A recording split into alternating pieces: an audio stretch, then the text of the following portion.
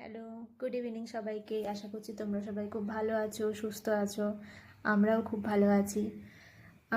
আজ এই সময় দাঁড়িয়ে হঠাৎ করে মনে হলো তোমাদের সাথে একটা কথা শেয়ার করি। আহ, এই এই সময় দাঁড়িয়ে আমার এই সময় শব্দটাকে খুব গুরুত্বপূর্ণ মনে হলো। কারণ আমরা সবসময় ভাবি যে ভবিষ্যতে কি হবে, বেশিরভাগ মানুষই ভাবি যে ভবিষ্যতে কি হবে। তো আমরা এই বর্তমান সময়টাকে গুরুত্ব দিই না। তাই আমরা ভবিষ্যতে গিয়ে অতীতের কথা ভাবতে বেশি পছন্দ করি। এখন যেমন আমার হঠাৎ করে ছোটোবেলার কথা মনে পড়ে গেল, তাই ভিডিওটা বানানো। তো ছোটোবেলায় যখন পড়াশোনা করতাম না বা পড়তে বসে বলতাম ঠিক আছে ছেড়ে দাও, কাল করব, তখন বাবা বলতো এই কাল কাল করেই কিন্তু মহাকাল হবে। সময় চলিয়া যায় নদীর স্রোতের ধারায়। আজ বুঝতে পারছি, এখন ভাবছি ছোটোবেলার কথা।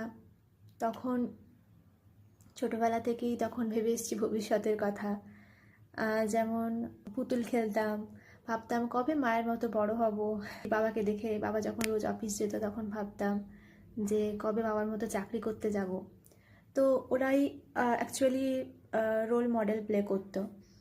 কিন্তু সেই সময় দাঁড়িয়ে পুতুল খেলা, মায়ের মতো লম্বা চুল করার জন্য মাথায় ওড়না বেঁধে লম্বা চুল করতাম, দিয়ে যেরকম প্রত্যেকটা বাচ্চারাই করে থাকে, খেলতাম, পুতুল খেলতাম। তারপরে যখন স্কুলে উঠলাম, স্কুলে ওঠার পর ভাবতাম কবে কলেজে উঠবো। তখন স্যারেরা বলতো যে দাঁড়া, যখন কলেজে উঠবি তখন দেখবি, তখন মনে হবে স্কুল লাইফটাই কি ভালো ছিল।